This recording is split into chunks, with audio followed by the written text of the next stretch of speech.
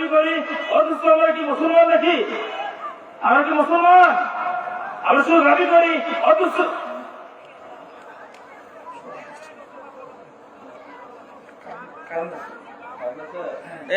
কারণ line check করো।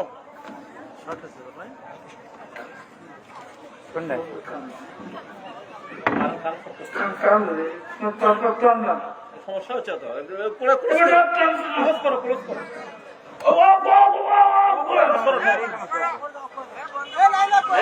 Line lock করো। আর ওই লাইন সমস্যা হচ্ছে।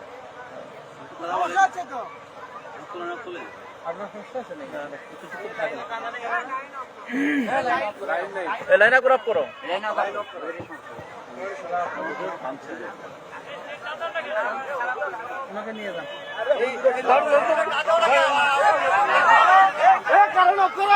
গত 6 তারিখে গাইবান্ধা গোবিন্দগঞ্জ, এই গোবিন্দগঞ্জে আমি গিয়েছিলাম। গত 6 তারিখে গাইবান্ধা গোবিন্দগঞ্জে একজন আলেম, একজন বক্তা স্টেজে আপনারা দেখেছেন সোশ্যাল মিডিয়ায় বসে বয়ান করতেছে। শ্রোতারা এইভাবে বয়ান শুনতেছে, শত শত শ্রোতারা বয়ান শুনতেছে, আলোচক বয়ান করতেছে। নাম হলো ফরিদুল ইসলাম। বয়ান করা অবস্থায় হঠাৎ বলতেছে, এই মাইক সরাও, মাইক সরাও। খারাপ লাগতেছে তার কাছে, মালাকুল মাউতের রূপ হয়তো দেখে ফেলেছে, অস্থির লাগতেছে, হাত পা বেঁকে আসতেছে, চোখগুলো বড় হয়ে যাচ্ছে। শ্রোতারা কেউ কিছু বুঝতেছে না। মাহফিলের সভাপতি সাহেব এভাবে এখানে বসা, উনিও তাকিয়ে আছেন আশ্চর্য হয়ে, কি হইলো হঠাৎ করে হুজুরে। শ্রোতারা আসা যাওয়া করতেছে, এদিক দিয়ে শ্রোতারা আসে, কি হইলো হুজুরের। কেউ তো বুঝতে পারেনি যে হুজুরের কি হয়েছে। তো হুজুর তো ঠিকই দেখতেছে যে তার কি হচ্ছে, ঠিক কিনা। একটু পরে এইভাবে টেবিলের উপরে কোরআন শরীফ ছিল, কোরআন শরীফের পাশে মাথাটা এভাবে নিচের দিকে করে পড়ে গেছে। হাসপাতালে নিয়ে যাওয়ার পরে মৃত বলে তাকে ঘোষণা করা হয়েছে। আল্লাহ তাআলা বাইকে জীবনের গুনাহ মাফ করে ব্রেন স্ট্রোক করেছে, তাকে জান্নাতুল ফেরদাউস নসিব করুক, বলি আমিন। তাহলে যার যেখানে মৃত্যু, ওই ভাইয়ের মৃত্যু ওই জায়গায় ছিল। যার যেখানে মৃত্যু তাকে সেখানেই যেতে হবে। অনেকে বলে না, গেল কে, ওই জায়গায় না গেলে তো আর মরতো না। এই কথাটা ভুল। ওই জায়গায় তার মৃত্যু, এই কারণে তার মৃত্যু তাকে ওই জায়গায় নিয়ে যাবে, ঠিক কিনা বলেন। এজন্য মৃত্যুর কথা স্মরণ করা, মরণের কথা স্মরণ করা, মৃত্যুর কথা স্মরণ করে বেশি বেশি নেক আমল করা, মৃত্যুর জন্য প্রস্তুতি নেওয়া। মুসনাদে আহমদের বর্ণনায় হাদিস বর্ণিত হয়েছে, আবু দাউদ শরীফের বর্ণনায় হাদিস বর্ণিত হয়েছে। নবীজি সাল্লাল্লাহু আলাইহি ওয়াসাল্লামের সাহাবী উকবা ইবনে আমির রাদিয়াল্লাহু তাআলা আনহু থেকে বর্ণিত, তিনি বলেন, খরজনা মা রাসূলিল্লাহি সাল্লাল্লাহু আলাইহি ওয়াসাল্লাম ফি জানাজাতি রাজুলিন মিনাল আনসার। আমাদের একজন আনসারী ভাই ইন্তেকাল করেছে, রাসূল বের হয়েছেন জানাজা আদায়ের জন্য, আমরা রাসূলের সাথে বের হলাম। হাদিসটা একটু মনোযোগ দিয়ে শোনার চেষ্টা করবেন। একজন সাহাবী মৃত্যুবরণ করেছেন, রাসূল জানাজায় যাচ্ছেন, সাহাবায়ে কেরামও যাচ্ছেন। আল্লাহর নবী ওই সাহাবীর কবর যেখানে খনন করা হচ্ছে, এখনো কবরের মধ্যে রাখা হয়নি, রাসূল ওই কবরের পাশে তিনি বসে পড়লেন। সাহাবায়ে কেরাম বললেন, নবীজি বসার পরে ফাজালাসনা হাওলা, রাসূলের সামনে আশপাশে আমরা সাহাবীরা যারা ছিলাম আমরাও বসে পড়লাম। কিন্তু আশ্চর্যের বিষয় হলো, রাসূল মাথাটা নিচের দিকে করে এভাবে রেখেছিলেন। হাতের মধ্যে একটা কাঠি ছিল, জমিনের মধ্যে রাসূল দাগাচ্ছিলেন। চিন্তিত ব্যক্তিরা যেভাবে কাজ করে, হাতের মধ্যে কিছু নিয়ে জমিনে দাগাদাগি করে রাসূল এভাবে দাগাচ্ছিলেন। সাহাবায়ে কেরাম নীরব নিস্তব্ধতার সাথে বসে আছে, মাথায় যেমন পাখি বসার উপক্রম হয়েছে। সাহাবায়ে কেরাম বলেন, রাসূল আমাদের দিকে মাথা উত্তোলন করে অনেকক্ষণ পরে তাকালেন।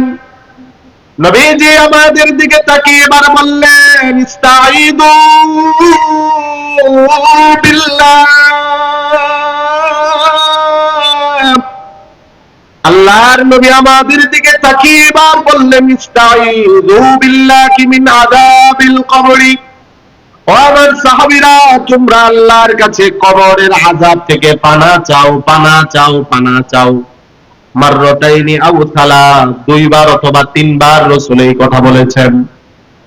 নবীজি সাল্লাল্লাহু আলাইহি ওয়াসাল্লাম কবরের আযাব থেকে পানা চাইতেন, আমাদেরকে এই দোয়া শিখিয়েছেন। এই জন্যই তো রাসূল দোয়াই বলতেন, আল্লাহুম্মা ইন্নী আউযু বিকা মিন ফিতনাতি আযাবিল কবরি। ওগো আল্লাহ, আমি আপনার কাছে কবরের আযাব থেকে পানা চাই, কবরের আযাব থেকে পানা চাই। নবীজি এই কারণে সাহাবায়ে কেরামকেও বললেন, তোমরা আল্লাহর কাছে কবরের আযাব থেকে পানা চাও। এবার নবীজি একটা অবস্থা তৈরি করে বললেন, একজন ইমানদার ব্যক্তি জীবন যদি তার নেক আমলের দ্বারা সাজাতে পারে, একজন ইমানদার ব্যক্তি যদি কবরের কথা স্মরণ করে, মৃত্যুর কথা স্মরণ করে, আখিরাতের কথা স্মরণ করে, ইমানদার যদি নেককার ইমানদার হতে পারে, তার মৃত্যুটা কেমন হবে? নবীজি বলেন, মুসনাদে আহমদের বর্ণনায়, আবু দাউদের বর্ণনায়ও এসেছে। আল্লাহর নবী বলেন, ফাইনাল আবদাল মুমিনা ইযা কানা ফি ইনকিতাইন মিনাদ দুনিয়া ওয়া ইকবালিন মিনাল আখিরাহ। শুনেন শুনেন, নবীজি বলতেছেন, একজন ইমানদার নেককার, ইমানদার কি বলেন বলেন, ইমানদার। ফাইনাল আবদাল মুমিনা, একজন ইমানদার নেককার, একজন নেককার ইমানদার, ইযা কানা ফি ইনকিতাইন মিনাদ দুনিয়া ওয়া ইকবালিন মিনাল আখিরাহ, দুনিয়ার হায়াত যখন তার ফুরিয়ে যায়, আখিরাতের যাত্রা যখন তার শুরু হয়ে যায়, নবীজি বলেন, নাযালাত ইলাইহি মালাইকাতুম মিনাস সামা, আসমান থেকে দলে দলে ফেরেশতারা তার কাছে চলে আসে। আচ্ছা, এখানে কার অবস্থা বর্ণনা করা হচ্ছে? নেককার ইমানদার। আল্লাহর নবী বলেন, কেমন ফেরেশতারা আসে? বিদুল বুজুহ, চেহারাটা দেখতে পূর্ণিমার রজনীর মতো, পূর্ণিমার চাঁদের মতো সুন্দর হয়। আল্লাহু আকবার বলেন। এত সুন্দর চেহারা বিশিষ্ট ফেরেশতারা নেককার ইমানদার বান্দার কাছে চলে আসে। আল্লাহর নবী বলেন, মাহুম কাফনুম মিন আকফানিল জান্নাহ, তাদের সাথে জান্নাতের কাফনের কাপড় থাকে। ওয়া হানুতুম মিন হানুতিল জান্নাহ, জান্নাতি সুঘ্রাণ তাদের হাতে থাকে। বলেন সুবহানাল্লাহ। প্রত্যেকটা ফেরেশতার হাতে হাতে জান্নাতের কাপড় আছে, জান্নাতের সুঘ্রাণ আছে। কেন? নেককার ইমানদারের রূহ নেওয়ার জন্য আসছে। এভাবে ইমানদার ব্যক্তির দুই পাশে লাইন দিয়ে দাঁড়িয়ে যায়, যতক্ষণ পর্যন্ত ইমানদার ব্যক্তি তার চোখের দৃষ্টি যায়, ততক্ষণ পর্যন্ত এভাবে দাঁড়িয়ে যায়। আল্লাহু আকবার বলেন। সর্বশেষ মালাকুল মউত ইমানদারের কাছে আসে আর বলে, ইয়া আইয়াতুহান নাফসুত তাইয়্যিবা, অপবিত্র আত্মা, উখরুজি ইলা মাগফিরাতিন মিনাল্লাহি ওয়া রিদওয়ান, আল্লাহর ক্ষমা আর সন্তুষ্টির দিকে তুমি বের হয়ে আসো। মালাকুল মউত ইমানদার মুমিন নেককার বান্দাকে বলে, উখরুজি ইলা মাগফিরাতিন মিনাল্লাহি ওয়া রিদওয়ান, আল্লাহর খুশি এবং আল্লাহর সন্তুষ্টি, ক্ষমা তোমার উপর আছে, তুমি বের হয়ে আসো। সুবহানাল্লাহ বলেন। মালাকুল মউত এভাবে বলার পরে ইমানদার ব্যক্তির রূহটা কত সুন্দর করে বের হয়ে আসে। হাদিসের মধ্যে নবীজি যেই দৃষ্টান্ত দিয়েছেন, আল্লাহর নবী বলেন, এমন সুন্দর করে ইমানদার ব্যক্তির রূহটা বের হয়ে আসে, একটা বোতল থেকে পানি ঢাললে গ্লাসে যেমন পানিটা গ্লাসের মধ্যে চলে আসে, বোতল থেকে একটা গ্লাসে পানি ঢাললে যেমন পানিটা গ্লাসের মধ্যে চলে আসে, বলার সাথে সাথে ইমানদার ব্যক্তির রূহটা মালাকুল মউতের কাছে চলে আসে। এরপরে ওই যে জান্নাতের কাফনের দ্বারা এবং সুগ্রানের দ্বারা তার রূহটাকে পেঁচিয়ে নেওয়া হয়, সব ফেরেশতারা প্রথম আসমানে নিয়ে যায়। আসমানের দরজা খুলে দেওয়া হয়, সকল ফেরেশতারা ঈমানদার ব্যক্তির রূহ থেকে সুগ্রাণ অনুভব করে বলে, আহারে কোন নেককার বান্দার রূহ এটা, আল্লাহু আকবার, কোন নেককার বান্দার রূহ এটা। ফেরেশতারা বলে, দুনিয়াতে অমুকের ছেলে, অমুকের ছেলে, অমুকের রূহ এটা। এভাবে নিয়ে যেতে থাকে দ্বিতীয় আসমান, তৃতীয় আসমান, চতুর্থ আসমান, পঞ্চম আসমান, ষষ্ঠ আসমান, সপ্তম আসমান। এবার আল্লাহর পক্ষ থেকে বলা হয়, উক্তুবু কিতাব আবদি ফি আল্লিয়িন, জান্নাতের সুউচ্চ আসনে আমার বান্দার কিতাবের আমলনামাগুলো লিখে নাও। এবার আল্লাহর পক্ষ থেকে বলা হয়, আমার বান্দার রূহটাকে তার কবরে রাখা হবে, তার দেহ আমার দেহের মধ্যে ফিরিয়ে দাও। রূহ কিন্তু চলে গেছে সপ্তম আসমানে। এবার আল্লাহর পক্ষ থেকে আবার বলা হয়, যাও আমার বান্দার রূহটাকে আবার তার দেহে ফিরিয়ে দাও কবরে। আমরা যেমন যখন কবরের মধ্যে মাইয়িতকে রেখে চলে আসি, হাদিসের মধ্যে আসছে, হাত্তা ইয়াসমাআ কুরআনি আলিহিম, মাইয়িতকে রেখে চলে আসি, জুতার আওয়াজ শোনা যায়। এতটুকু আসার সাথে সাথেই ফায়াতিয়ানিহি মালাকান, আল্লাহর পক্ষ থেকে মাইয়িতের কাছে দুইজন রহমতের ফেরেশতা চলে আসে। তাদের চেহারাও সুন্দর, কারণ নেককার তো। হাদিসের মধ্যে আসছে, ফায়ুজলিসানিহি, মাইয়িতকে কবরের মধ্যে বসানো হয়। এবার ওই দুইজন ফেরেশতা ফায়াকুলানে মার রাব্বুকা ওয়া মা দীনুকা ওয়া মান হাদার রাজুল আল্লাযী বুইসা ফীকুম, দুইজন ফেরেশতা প্রশ্ন করে, তোমার রবকে, তোমার দ্বীন কি, এই লোকটাকে যাকে তোমাদের মাঝে পাঠানো হয়েছে। ঈমানদার সে বলতে থাকে, রব্বি আল্লাহ, আমার রব, আমাদের রব, সকলের রব। জুড়ে বলেন কে? ঈমানদার মুমিন বান্দা দ্বিতীয় প্রশ্নের উত্তরে বলে, দীনি আল ইসলাম। দ্বিতীয় প্রশ্নের উত্তরে ঈমানদার মুমিন বান্দা বলে, উনি আবার কে, আমাকে প্রশ্ন করো। আরে উনি তো আমার কলিজার মানুষ, যার জন্য জীবন দিতে রাজি। 4 নাম্বার ফেরেশতারা এবার প্রশ্ন করে, তোমার আল্লাহ, তোমার রব, দ্বীন ইসলাম, এবং ইসলাম তোমার দ্বীন, এই লোকটা মুহাম্মাদুর রাসূলুল্লাহ সাল্লাল্লাহু আলাইহি ওয়াসাল্লাম, তুমি এগুলো কিভাবে জানলা? তখন বলবে, করাতুল কোরআন ওয়াস সুন্নাহ, করাতুল কোরআন, কোরআন পড়েছি, সুন্নাহ পড়েছি, কোরআন শুনেছি। উলামায়ে কেরাম কোরআন থেকে, হাদিস থেকে কবরের এই প্রশ্ন হবে, দুনিয়াতে বলেছিল এই প্রশ্ন যেন দিতে পারি, দুনিয়াতে নেক আমল করে কবরের প্রস্তুতি নিয়েছিলাম। আল্লাহু আকবার বলেন। কবরের প্রস্তুতি নিয়েছিলাম, তো আজকে কবরের প্রস্তুতি দুনিয়াতে নেওয়ার কারণে এই প্রশ্নের উত্তর দিতে পারছি। সুবহানাল্লাহ। আল্লাহর পক্ষ থেকে এখন বলা হবে, আন সাদাকা আবদি, আমার বান্দা যা বলেছে এটা আমি আল্লাহ সত্যায়ন করলাম, সত্য বলছি। ফায়ুনাদি মুনাদিন ফিস সামা আন সাদাকা আবদি, আল্লাহর পক্ষ থেকে বলা হবে, বান্দাকে 3টা প্রশ্ন করেছো, 3টার উত্তর দিয়েছে, পুরস্কার নগদ দাও, নগদ দাও। আল্লাহু আকবার বলেন। 1 নাম্বার বান্দার পুরস্কার হলো, আফরিসুহু মিনাল জান্নাহ, শুয়ে আছে মাটির বিছানায়, এই বিছানা আমার বান্দার জন্য উপযুক্ত না, জান্নাতের বিছানায় পরিবর্তন করে দাও। 2 নাম্বার পুরস্কার, আলবিসুহু মিনাল জান্নাহ, বান্দা যে পোশাক পরে আছে এই পোশাক বান্দার জন্য মানসম্মত নয়, জান্নাতের পোশাক পরিধান করিয়ে দাও। সুবহানাল্লাহ।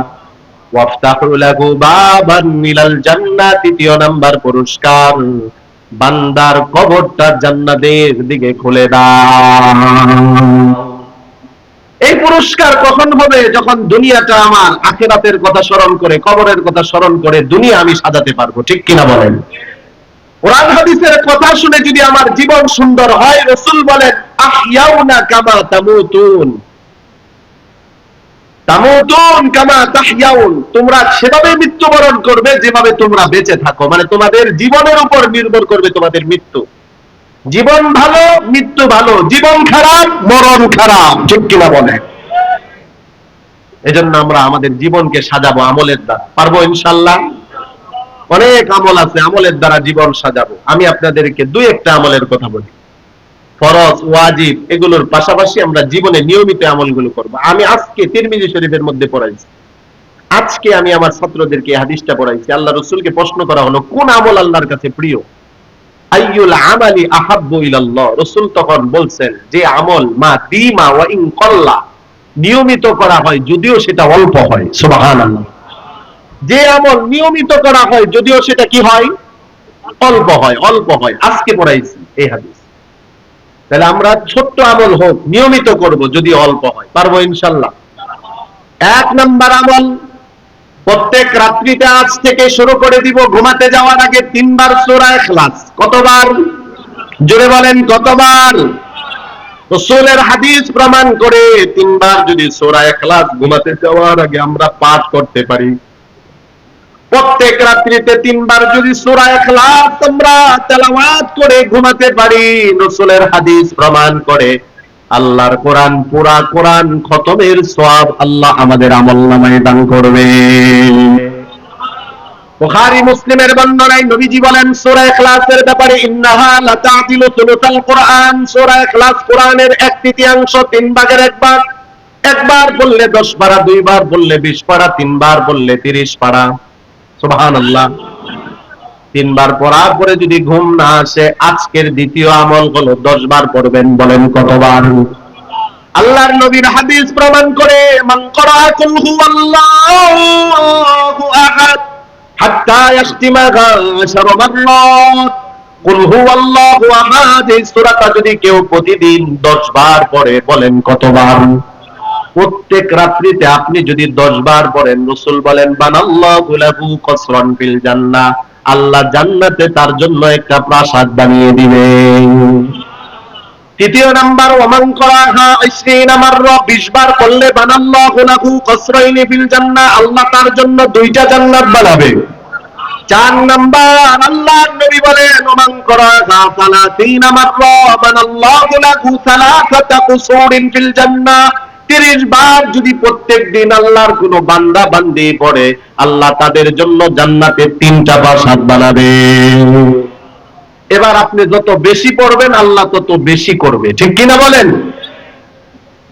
5 নাম্বার, সূরা ইখলাস যদি বেশি বেশি করতে পারি, আমার আপনার মৃত্যুর পরে রহমতের ফেরেশতারা জানাজায় আসবে। সুবহানাল্লাহ বলেন। এজন্য এই আমলগুলো আমরা বেশি বেশি করব।